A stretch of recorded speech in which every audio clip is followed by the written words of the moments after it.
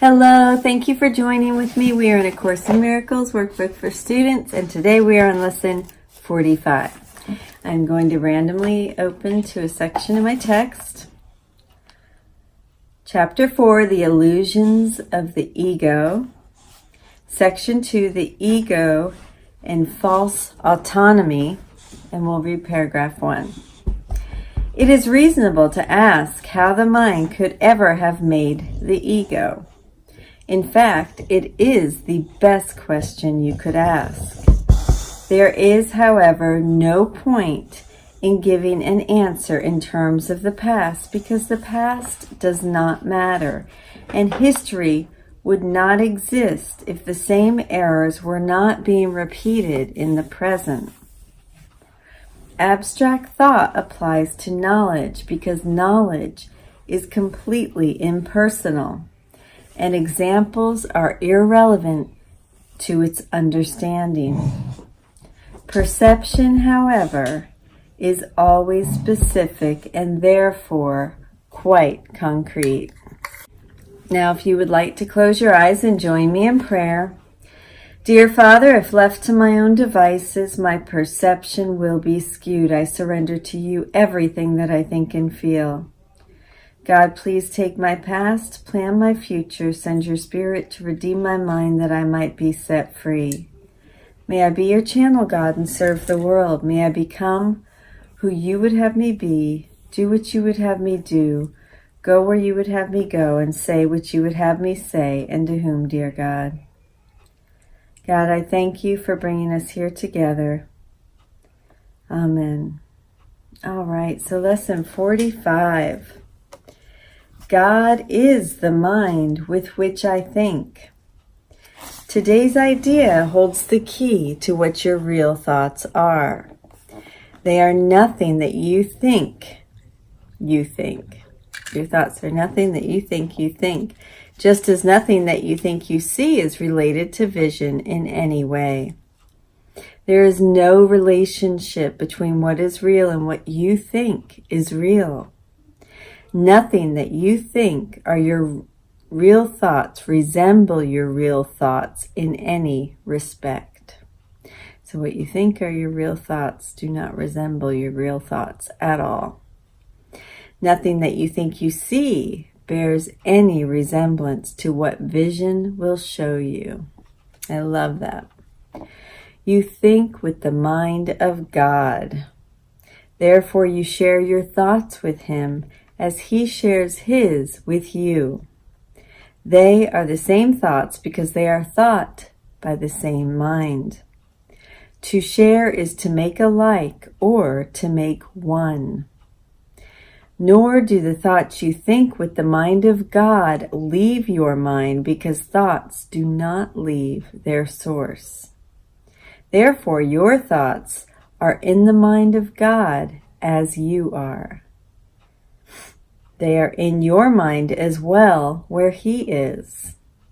As you are part of his mind, so are your thoughts part of his mind. Where then are your real thoughts? Today we will attempt to reach them. We will have to look for them in your mind because that is where they are.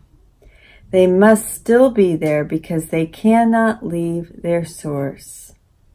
What is thought by the mind of God is eternal, being part of creation. Our 3 5-minute practice periods for today will take the same general form that we used in applying yesterday's idea. We will attempt to leave the unreal and seek for the real. We will deny the world in favor of truth. We will deny the world in favor of truth. We will not let the thoughts of the world hold us back. We will not let the beliefs of the world tell us that what God would have us do is impossible. Instead, we will try to recognize that only what God would have us do is possible. I like that. Only what God would have us do is possible. We will also try to understand that only what God would have us do is what we want to do. And we will also try to remember that we cannot fail in doing what He would have us do. There is every reason to feel confident that we will succeed today. It is the will of God. Begin the exercises by repeating the idea to yourself, closing your eyes as you do so.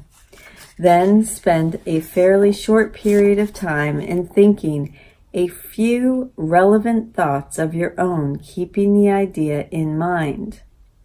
After you have added some 4 or 5 thoughts to your own to the idea, repeat it again and tell yourself gently, "My real thoughts are in my mind. I would like to find them. My real thoughts are in my mind. I would like to find them." Then try to go past all the unreal thoughts that cover the truth in your mind to reach the eternal. Under all the senseless thoughts and mad ideas with which you have cluttered up your mind are the thoughts that you thought with God in the beginning. They are there in your mind now, completely unchanged. They will always be in your mind exactly as they always were. Everything you have thought since then will change, but the foundation on which it rests is wholly changeless. It is this foundation toward which the exercises for today are directed. Here is your mind joined with the mind of God. Here are your thoughts, one with His. For this kind of practice, only one thing is necessary. Approach it as you would an altar dedicated in heaven to God the Father and to the Son. For such is the place you are trying to reach. You will probably be unable as yet to realize, how high you are trying to go. Yet even with the little understanding that you have already gained, you should be able to remind yourself that this is no idle game, but an exercise in holiness and an attempt to reach the kingdom of heaven.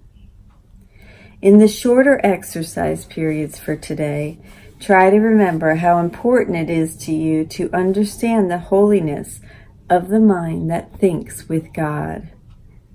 Take a minute or two as you repeat the idea throughout the day to appreciate your mind's holiness.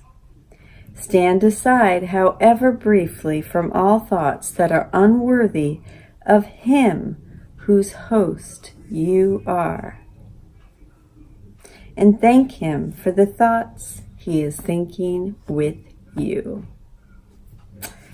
I love this. And again, if the Gary Renard 5-minute meditation helps, that's a great one to use for the 3 5-minute practice periods today.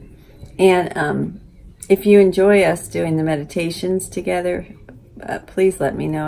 I'd be happy to add those. I'm very mindful of not trying to put my stuff on this because it's so pure and beautiful and clear. And if it's not clear, it will be clear, but I don't think it needs my influence, my perception. It's just, that was one thing that kept me from groups for years. Groups or sharing this is that I was so afraid somebody would try to push on me their perception of this, because this is so clear, so perfect, so true. It doesn't need anything else. I don't know if that makes sense to you, but so I avoided.